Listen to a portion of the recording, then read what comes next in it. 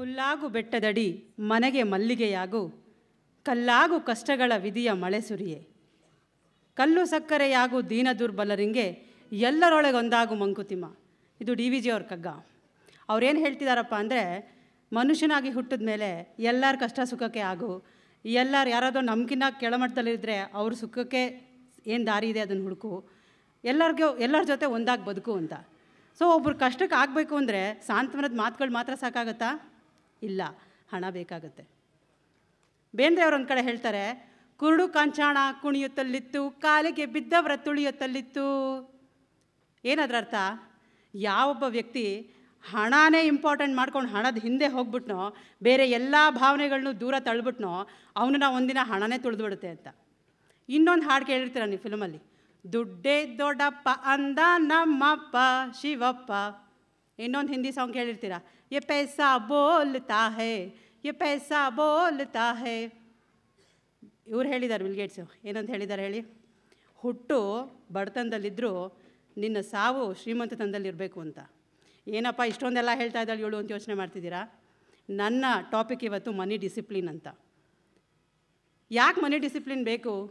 ನಾವು ಈಗ ಪ್ರೆಸೆಂಟ್ ಸಿಚುವೇಷನಲ್ಲೂ ನೋಡ್ಬೋದು, ಹಿಂದಿನ ಕಾಲದಲ್ಲೂ ನೋಡ್ಬೋದು, ಯಾರು ಎಲ್ಲ ಭಾವನೆಗಳನ್ನೂ ಎಲ್ಲ ಎಮೋಷನ್ಸ್ನು ಬ್ಯಾಲೆನ್ಸ್ ಮಾಡ್ತಾರೋ ಅವ್ರು ಮಾತ್ರ ಸಕ್ಸಸ್ ಕಡೆಗೆ ಹೋಗ್ತಾರೆ.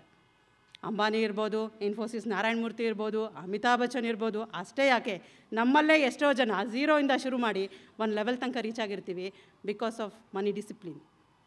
ಎಷ್ಟೋ ಜನ ಹಂಗೆ ಇಳಿದು ಹೋಗ್ಬಿಟ್ಟಿರ್ತಾರೆ. ಬೆಸ್ಟ್ ಎಕ್ಸಾಂಪಲ್ ವಿಜಯ್ ಮಲ್ಯ ಅವರು. ಇವತ್ತು ಭಾರತದಲ್ಲೇ ಇಲ್ಲ ಅವರು. ಇನ್ನೂ ಬೆಸ್ಟ್ ಎಕ್ಸಾಂಪಲ್ಸ್ ಕೊಡ್ಬೋದು. ದುರ್ಯೋಧನ ಕೆಟ್ಟ ಹಠಕ್ಕೆ ಬಿದ್ದು ತನ್ನ ಸರ್ವಸ್ವವನ್ನು ಕಳ್ಕೊಂಬಿಟ್ಟ. ರಾವಣ ಆತ್ಮಲಿಂಗವನ್ನೇ ಪಡಬೇಕಂತ ದೊಡ್ಡ ಭಕ್ತ ಅವನು ಸಹ ಹೆಣ್ಣಿನ ವ್ಯಾಮೋಹಕ್ಕೆ ಬಿದ್ದು ಅವನ ಸರ್ವನಾಶ ಅಷ್ಟೇ ಅಲ್ಲ, ಅವನು ಬಂಧು ಬಳಗ ಸರ್ವನಾಶಕ್ಕೂ ಕಾರಣ ಆಗೋಗ್ಬಿಡ್ತಾನೆ. ಸೊ ನಾನು ಏನು ಹೇಳಕ್ಕೆ ಹೊರಟಿದ್ದೀನಿ ಅಂದರೆ, ಪ್ರತಿಯೊಬ್ಬ ಮನುಷ್ಯ ಎಲ್ಲ ಸಂಬಂಧಗಳನ್ನ, ಎಲ್ಲ ಭಾವನೆಗಳನ್ನ, ಅದ್ರ ಜೊತೆಗೆ ಹಣಕಾಸಿನ ಡಿಸಿಪ್ಲಿನ್ನ ಹಿಡ್ಕೊಂಡ್ರೆ ಮಾತ್ರ ಯಶಸ್ವಿಯಾಗಿ ಬದುಕೋಕ್ಕೆ ಸಾಧ್ಯ ಆಗುತ್ತೆ ಅಂತ. ನನ್ನ ಲೈಫಲ್ಲಿ ಮನಿ ಡಿಸಿಪ್ಲಿನ್ ಹೇಳ್ಕೊಟ್ಟಿದ್ದು 3 ವ್ಯಕ್ತಿಗಳು. ಒಂದು ನಮ್ಮಮ್ಮ, ಒಂದು ನನ್ನ ಮಾವ, ಇನ್ನೊಂದು ನನ್ನ ಹಸ್ಬೆಂಡ್ ಎನ್ ವಿವೇಕ್. ನಾನು 4ನೇ ಕ್ಲಾಸ್ ಇರ್ಬೋದು ಆವಾಗ ನಮ್ಮಮ್ಮ ಇದ್ದಕ್ಕಿದ್ದಂಗೆ ಸ್ಯಾರಿ ಬಿಸ್ನೆಸ್ ಶುರು ಮಾಡಿಬಿಟ್ರು. ನಾನು ಕೇಳಿದೆ, ಅಮ್ಮ ಅಪ್ಪ ಕೆಲ್ಸಕ್ಕೆ ಹೋಗ್ತಾರಲ್ಲ ಯಾಕೆ? ಅಮ್ಮ ಹೇಳಿದ್ಲು, ನೀನು ನಿನ್ನ ತಂಗಿ, ಅಪ್ಪಂಗೆ ಬರೋದು 350 ರೂಪಾಯಿ ಸಂಬಳ, ಸಿಮೆಂಟ್ ಫ್ಯಾಕ್ಟ್ರಿಲಿ ವರ್ಕ್ ಮಾಡ್ತಿದ್ರಪ್ಪ. ಇದು ಬರೀ ನಮ್ಮ ಖರ್ಚಿಗಾಗುತ್ತೆ ಅಷ್ಟೇ ಪುಟ್ಟ. ಇಬ್ಬರು ವಿದ್ಯಾಭ್ಯಾಸ ಮುಗಿಸ್ಬೇಕು, ನಿಮ್ಮಿಬ್ರಿಗೆ ಮದುವೆ ಮಾಡಬೇಕು, ನಮ್ಮ ಫ್ಯೂಚರ್ ನೋಡಬೇಕು. ಇಷ್ಟಕ್ಕೆಲ್ಲ ಅಪ್ಪನ ದುಡ್ಡು ಮಾತ್ರ ಸಾಕಾಗಲ್ಲ ಅಂತ ನಾನು ಇನ್ವಾಲ್ವ್ ಮಾಡ್ಕೊಂಬಿಟ್ರು ಬಿಸ್ನೆಸ್ಸಲ್ಲಿ ಗೊತ್ತಿಲ್ಲದಾಗೆ. ನಾನು ಎಲ್ಲರ ಮನೆಗೆ ಹೋಗಿ ದುಡ್ಡು ವಸೂಲು ಮಾಡ್ತಾಯಿದ್ದೆ, ಲೆಕ್ಕ ಬರಿತಾ ಇದ್ದೆ, ದುಡ್ಡು ಕೌಂಟ್ ಮಾಡ್ತಾಯಿದ್ದೆ. ಪ್ರಾಫಿಟ್ ಬರ್ತಾಯಿದ್ದು ಗೊತ್ತಾಗ್ತಾ ಇತ್ತು. ನಮ್ಗೆ ಎಷ್ಟು ಬೇಕೋ ಅಷ್ಟೇ ಮಾಡ್ತಾಯಿದ್ರು. ಏನಾದರೂ ಎಕ್ಸ್ಟ್ರಾ ಕೇಳಿದ್ರೆ ಅಮ್ಮ ನೋ, ಸ್ಟ್ರಿಕ್ಟ್ಲಿ ಅದಿರೋದು ನಿಮ್ಮ ಭವಿಷ್ಯಕ್ಕೆ, ನಿಮ್ಮ ಓದಿಗೆ, ನಮ್ಮ ಭವಿಷ್ಯಕ್ಕೆ, ಇದೇ ಹೇಳ್ತಾ ಬರ್ತಿದ್ಲು. ಅವಾಗ ಭಾಳ ಬೇಜಾರಾಗೋದು ಅಮ್ಮನ ಬಗ್ಗೆ ನನಗೆ, ಏನು ಕಂಜೂಸಪ್ಪ ಇವಳು ಅಂತ. ಇವತ್ತು ಫ್ರೆಂಡ್ಸ್, ನಮ್ಮಮ್ಮ ನಮಗೆ ಒಳ್ಳೆ ವಿದ್ಯಾಭ್ಯಾಸ ಕೊಟ್ಟರು, ಇಬ್ಬರು ಮದುವೆ ಮಾಡಿದ್ರು. ಇವತ್ತು 2 ಮನೆ ಇದೆ ಅವ್ರ ಹತ್ರ. ಒಂದು ಬಾಡಿಗೆ ಕೊಟ್ಟು, ಒಂದು ಅವ್ರ ಜೀವನ ಮಾಡ್ತಾಯಿದ್ದಾರೆ, ಮತ್ತು ಪೆನ್ಷನಲ್ಲಿ ಅವರು ಜೀವನ ಮಾಡ್ತಿದ್ದಾರೆ, ಆರೋಗ್ಯವಾಗಿದ್ದಾರೆ, ಸೂಪರ್ ಡೂಪರ್ ಆಗಿದ್ದಾರೆ. ಇಷ್ಟೆಲ್ಲ ಮಾಡಿರೋದು 1 ಪೈಸೆ ಸಾಲ ಇಲ್ದಲೆ. So I am very proud of my mother. 2ನೇದು ನನಗೆ ಡಿಸಿಪ್ಲಿನ್ ಹೇಳ್ಕೊಟ್ಟಿದ್ದು ನಮ್ಮ ಮಾವ. ಮದುವೆ ಆಗಿ ಬಂದೆ, ಮಾವಂದು ಏನು ಡಿಸಿಪ್ಲಿನಪ್ಪ ಅಂದರೆ, ಮನೇಲಿ ಎಷ್ಟು ಜನ ಅರ್ನಿಂಗ್ ಮೆಂಬರ್ಸ್ ಇದ್ದಾರೋ ಅವರೆಲ್ಲರದು ಶೇರ್ ತೊಗೊಳ್ಳೋರು, ಮನೆಗೆ ಅದೆಲ್ಲ ಒಂದು ಬಾಕ್ಸಲ್ಲಿ ಹಾಕೋರು, ಮನೆ ಪೂರ್ತಿ ಲೆಕ್ಕ ಬರೆಯೋರು, ಎಲ್ಲನೂ ಹಂಚೋರು. ಅವಾಗ ಏನಾಗ್ಬಿಡ್ತಿತ್ತು ಅಂದರೆ, ಪ್ರತಿಯೊಬ್ಬ ಮೆಂಬರ್ಗೂ ಇದು ನನ್ನ ಮನೆಯ ಜವಾಬ್ದಾರಿ ಬಂದ್ಬಿಡೋದು, ಬಾಂಧವ್ಯ ಬೆಳೆಯೋದು, ಅದೇ ಇದು ನನ್ನ ರೆಸ್ಪಾನ್ಸಿಬಿಲಿಟಿ ಅಲ್ವಾ ಅಂತ ಅನಿಸೋದು. ಅದು ತುಂಬ ಖುಷಿ ಆಯಿತು ನನಗೆ. ಸೊ ನಾನು ಕೆಲಸಕ್ಕೆ ಸೇರಿಕೊಂಡೆ. ಅವಾಗ 3ನೇ ಮೋಟಿವೇಶ್ನಲ್ ಸ್ಪಿರಿಟ್ ಇವತ್ತು ತನಕ ನನ್ನ ಹಸ್ಬೆಂಡ್. ಅವರು ಉಳಿತಾಯದ್ರಲ್ಲಿ 100 ಸ್ಟೆಪ್ ಮುಂದೆ ಇರ್ತಾರೆ, ನಾನು ಖರ್ಚಲ್ಲಿ 1 ಸ್ಟೆಪ್ ಮುಂದೆ ಇರ್ತೀನಿ. ಅವರು ITI ಮಾಡುವಾಗ ಬಂದಿದ್ದ ಸ್ಟೇ ಫಂಡ್ ಅಮೌಂಟ್ನೆಲ್ಲ ಉಳಿಸಿ ಚಿನ್ನದ ಉಂಗುರ ಮಾಡಿಸ್ಕೋತಾರೆ. ಅವ್ರ ಲೈಫ್ ಸ್ವಲ್ಪ ಬಡತನದಲ್ಲೇ ಇದ್ದಿದ್ದು. ಸೊ ಆವಾಗಲೇ ಪ್ಲ್ಯಾನಿಂಗ್ ಮಾಡಿದರು, ನನ್ನ ಲೈಫ್ ಹೀಗೆ ಇರಬೇಕು, ನಾನು ಹೀಗೆ ಬದುಕಬೇಕು, ನಾನು ಹೀಗೆ ಇರಬೇಕು ಅಂತ. ಅದೇ ಥರ ಅವ್ರ ಜೀವನ ಮಾಡ್ತಾ ಹೋಗ್ತಿದ್ದಾರೆ. ಫುಲ್ ಉಳಿತಾಯದ ಬದುಕು ಅವ್ರದ್ದು.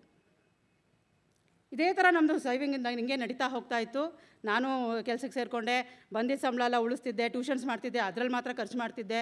ನಾನು ಈ ಥರ ಪ್ಲ್ಯಾನಿಂಗ್ ಮಾಡ್ತಾ ಒಡವೆಗಳನ್ನೆಲ್ಲ ಮಾಡಿಸ್ಕೊಳ್ಳೋಕೆ ಶುರು ಮಾಡಿದೆ. ಸಿಂಪಲ್ ಇಂಟ್ರೆಸ್ಟಲ್ಲಿ ನಡೀತಿತ್ತು ಜೀವನ. ಮದುವೆ ಆಗಿ 3 ವರ್ಷದಲ್ಲಿ ಒಂದು ಮನೆ ಸೇಲ್ಗಿದೆ ಅಂತ ಗೊತ್ತಾಯಿತು. ಹಸ್ಬೆಂಡ್ ಹತ್ರ ಆಲ್ರೆಡಿ 1.5 ಲಕ್ಷ ಅಡ್ಜಸ್ಟ್ ಮಾಡ್ಕೊಂಬಿಟ್ಟಿದ್ರು. ಇನ್ನು 50,000ಗೆ ಪ್ರಾಬ್ಲಮ್ ಆಗ್ತಿತ್ತು. ಅವಾಗೆಲ್ಲ ಇಷ್ಟು ಈಸಿಯಾಗಿ ಲೋನ್ ಸಿಗ್ತಿರಲಿಲ್ಲ.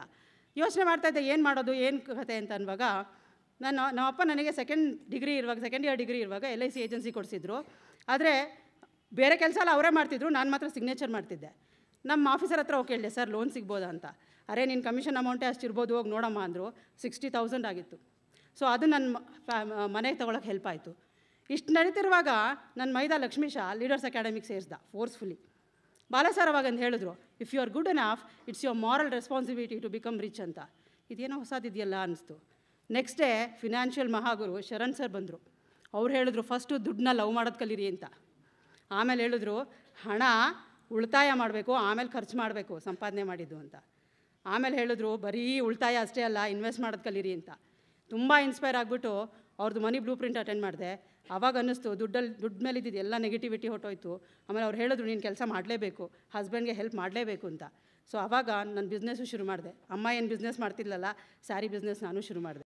ಇವತ್ತು 3 ಜನ ನನ್ನ ಹತ್ರ ಬಟ್ಟೆಗಳು ತೊಗೊಂಡೋಗಿ ವ್ಯಾಪಾರ ಮಾಡಿ they are also getting benefited. ಇಷ್ಟೆಲ್ಲ ಏನಕ್ಕೆ ಹೇಳ್ತಾ ಇದ್ದೀನಿ ನಾನು ಅಂದರೆ, ಒಂದು ಸಾಮಾನ್ಯ ಹೆಣ್ಣು ನಾನೇ ಇಷ್ಟೆಲ್ಲ ಮಾಡ್ಬೋದು ಅಂತ ಇದ್ದರೆ, ಇಲ್ಲಿ ಕೂತಿರೋರು ಎಲ್ಲರೂ ಸಹ ನಮ್ಮ ದೇಶನ ನಂಬರ್ 1 ಮಾಡೋಕ್ಕೆ ಪ್ರತಿಯೊಬ್ಬರು ಪ್ರಯತ್ನ ಪಡ್ಬೋದು. ಯಾವಾಗ ನಾವು ಮನಿ ಡಿಸಿಪ್ಲಿನ್ನ ಮುಂದೆ ಇಟ್ಕೊಂಡು ಬೇರೆ ಎಲ್ಲ ಸಂಬಂಧಗಳನ್ನೂ ಬ್ಯಾಲೆನ್ಸಿಂಗ್ ಮಾಡಿಕೊಂಡು ಜೀವನ ನಡೆಸ್ತಾ ಹೋಗ್ತೀವಲ್ಲ, ಆವಾಗ ಖಂಡಿತ ನಾವು ಬೆಳಿತೀವಿ, ದೇಶನೂ ನಂಬರ್ 1 ಮಾಡ್ಬೋದು, ಎಲ್ಲರೂ ಆರಾಮಾಗಿರ್ಬೋದು.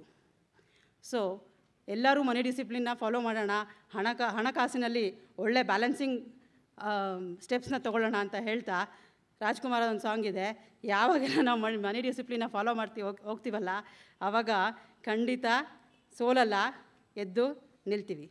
ಎಂದು ಸೋಲದು ಸೋತು ತಲೆಯ ಬಾಗದು. Thank you all, love you all.